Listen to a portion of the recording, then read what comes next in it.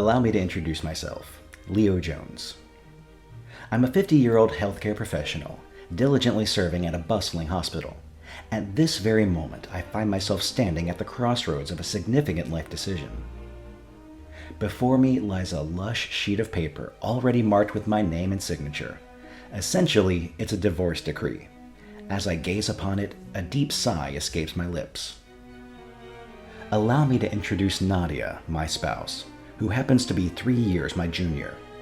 Our journey commenced 5 years ago when I embraced matrimony at the age of 45. Fate brought us together in the workplace, where Nadia served as a medical assistant. Both of us were deeply engrossed in our professions, and the idea of finding a life partner had seemingly eluded us. However, fate intervened, and we officially began dating, eventually culminating in marriage. Considering our mature ages, we opted for a cautious approach before committing to this union.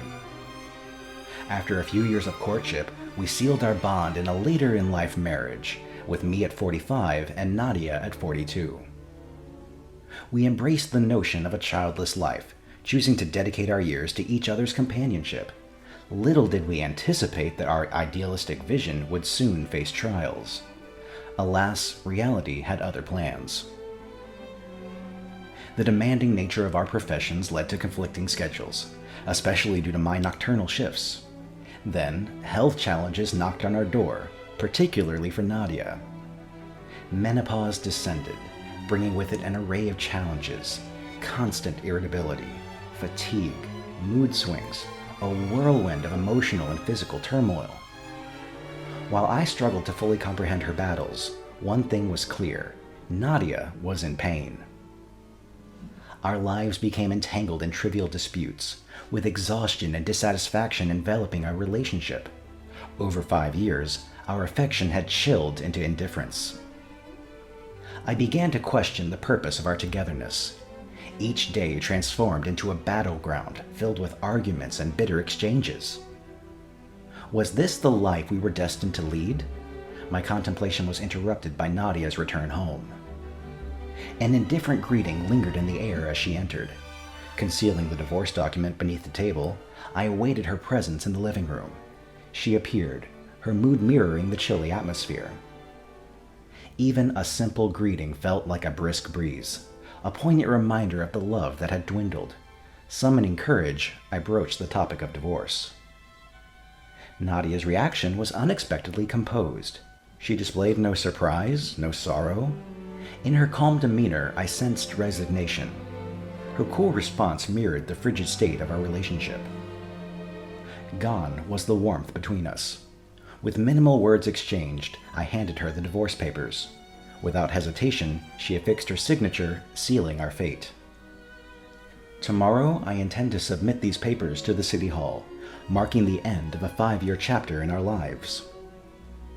At this juncture in life, Leo Jones reflects on the journey of a late marriage sparked by professional commitments, a union that held promise but succumbed to the weight of its own challenges. As he stands on the brink of change, he contemplates the choices that led them here. Sometimes life's intricacies unravel even the strongest bonds, leaving behind memories of what was and what might have been.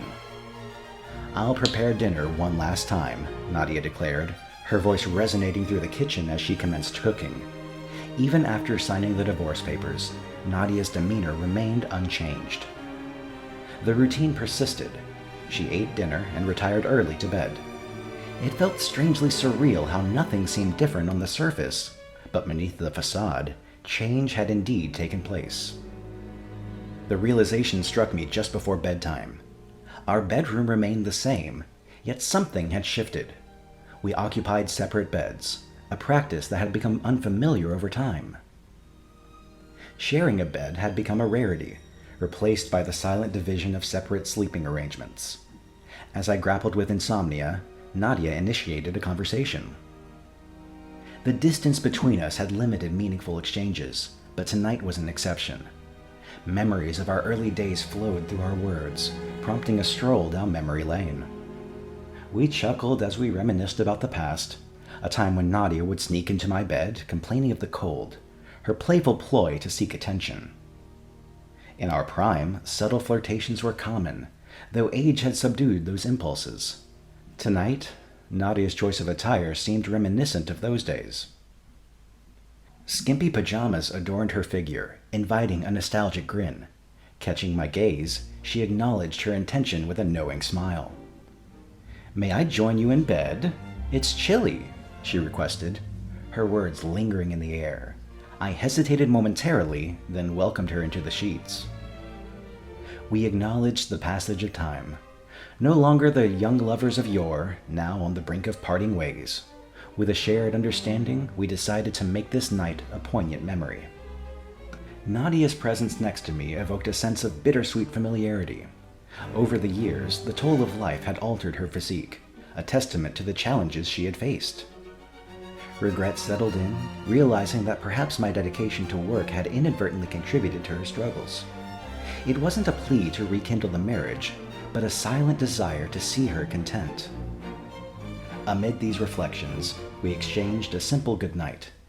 The embrace of sleep soon overtook us, bringing the day to an end. The following morning arrived, and Nadia was nowhere to be found. Her belongings had vanished from our room, leaving no trace of her presence. However, a note remained in the living room, a brief message thanking me for everything and urging me to take care of myself. That's all it said, encapsulating a heartfelt farewell. Months rolled on, and life took a new trajectory. A change in jobs led me to a bustling hospital, a fresh start that distanced me from the echoes of a failed marriage. The divorce had triggered discomfort in the workplace, and the desire for financial stability steered my choices. Despite being single, my dedication to work remained unswayed. The idea of marriage lingered in the distance, but for now, I found solace in the absence of office romances. A chapter firmly closed. Mr. Jones, a new patient, had arrived a while ago. My boss called me over, and as I went through the patient's documents, I realized it was a person battling cancer. They had been receiving outpatient care in another hospital, but were now being admitted for chemotherapy. Strangely, this patient shared the same name as my ex-wife Nadia. Even more astonishing, her last name matched Nadia's maiden name. Feeling a strange connection, I went to greet her while checking her temperature. "Excuse me, it's time for your temperature check," I announced. As I entered the private room, the patient who had been gazing out the window turned to face me. To my astonishment, it was Nadia, the woman I had once been married to. Her face was pale, cheeks sunken, and she appeared incredibly thin. However, there was no doubt that it was her. In a faint but unmistakable voice, I heard Nadia's familiar tone. She too was taken aback by my presence, but my surprise outweighed hers. The medical chart indicated the extent of her cancer. It was more than just a slight weight loss or low energy. Looking at her drastically changed condition, it was clear she was in a critical state. The chart also indicated that her cancer had been diagnosed right before we divorced. On the day I initiated the divorce conversation, Nadia must have been aware of her illness. "Why didn't you tell me about the cancer?" I blurted out, even though I knew I had no right to know anymore. Nadia responded, revealing that she believed our marriage had already cooled down, with or without the cancer. She blamed herself for the deterioration and realized she couldn't hold me back, especially given her limited time listening to her explanation. Regret nodded at me. Why hadn't we communicated better? Why hadn't I noticed her changes? I had let her push through the illness alone, adding to her pain. Despite the health struggles, she had agreed to the divorce. Amid my self-blame and despair, Nadia scolded me. "You're healthier than I am, so don't hang your head so low." She reminded me of the time she had lifted me up during my moments of self-doubt. I was now facing the consequences of not repaying her kindness. The woman who had supported me for 5 years was right before me. I looked at Nadia with a newfound determination. I understood I didn't have the right to say this, but I wanted to care for her until the end. I bowed my head, and in response, Nadia gently smacked me on the head. her expression a mix of exasperation and joy. With persistence, I wore down her reluctance, and she finally consented with an expression that blended both emotions. From that moment on, I took care of Nadia. Despite her parents visiting, it was clear that she needed additional care and support. While I had worried her family might not accept me, they did. Understanding the situation's complexities with Nadia's family living far away, it fell on me to tend to her daily needs. In the following months, I visited Nadia's hospital room without fail. Regardless of my work schedule, I was there before work, after work, during days off, and before night shifts. Nadia's chemotherapy treatment began, and although I had cared for numerous patients professionally, the experience was entirely different when it was a family member. Treating a stranger versus treating family brought forth a tidal wave of emotions. My intention was to provide professional support, but inevitably, my heart became deeply involved in her journey. I was overwhelmed by despair. Nadia had immediately started treatment after our divorce, yet it appeared effective against metastasized cancer. The harsh reality of cancer treatment, painful and grueling, was something she faced alone. I deeply wished I could have been there for her, but helplessness held me captive. In the face of adversity, Nadia's spirit remained unbroken. She fought her battle with courage, even managing to smile despite the misery. Her resilience, however, painfully, reminded me of my own limitations. There was little I could do to alleviate her suffering. Then, a cruel twist, Nadia's treatment had to be halted. Due to her weakened state, aggressive measures were no longer feasible, and we had to embrace this heart-wrenching reality. Nadia accepted it with grace, whispering of her intent to live her remaining days to the fullest. I became her pillar of support, sharing laughter over anecdotes, taking walks on better days, and even attempting crafts together. Although my attempts were often clumsy, Nadia's laughter at my awkward creations brought us immense joy, and for a while, these simple pleasures sufficed. Amid these tender moments, the cancer persisted, taking a relentless toll on her. Our days of joy were fleeting as her condition deteriorated rapidly. Sleepless nights were plagued by pain, and tears streamed down more frequently, often hidden from my view. Painkillers helped ease her distress, but gradually vitality waned and her laughter became rare. I could only offer words of encouragement, but Nadia valued them deeply. "Thank you for always being there," she expressed, acknowledging the significance of my presence.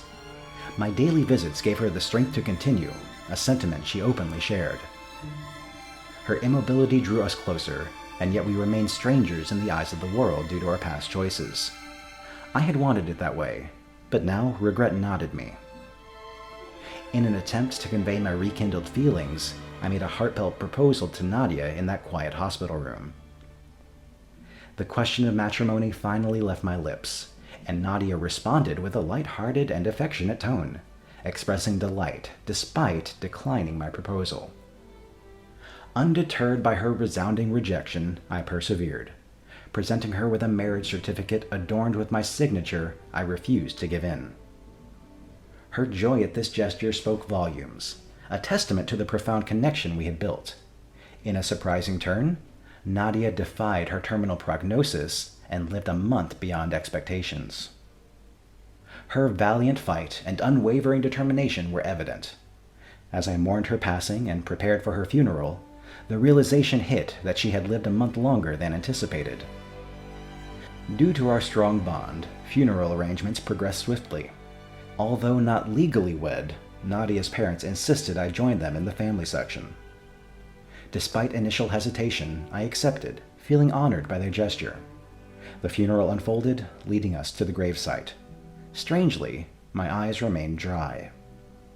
The tears had already been shed during the moments I cared for Nadia. As we awaited the final proceedings at the grave, I sat on a bench, gazing aimlessly at the sky. Nadia was no longer part of this world, leaving behind a void that felt like an abyss within my chest. Unexpectedly, Nadia's mother noticed my presence. "Leo, you were here," she uttered softly. Her red, swollen eyes revealed the depth of our shared grief. The weight of her tears was palpable, her sorrow seemingly more profound than my own. Having lost her daughter, she handed me a letter destined for Nadia on the day of her funeral. With a trembling heart, I received both the letter and a diary left behind by Nadia. Opening the diary, I found it as simple and genuine as Nadia herself. It started with brief notes about trivial matters, gradually becoming more detailed around the time we met. It chronicled our dates, my job evaluations, our conversations, and even the mundane mishaps of our life together. The entries shifted from notes about me to reflections on her own feelings. Around the time of her menopause, the tone changed. She confessed frustrations and regrets, particularly about how she had directed her frustrations at me. She lamented her inability to have productive discussions, acknowledging my growing emotional distance. The final pages of the diary were filled with an overwhelming sense of remorse, a recurring theme day after day. Yet, a specific date in the diary had me riveted. It was a month before our divorce, the day she had discovered her cancer diagnosis.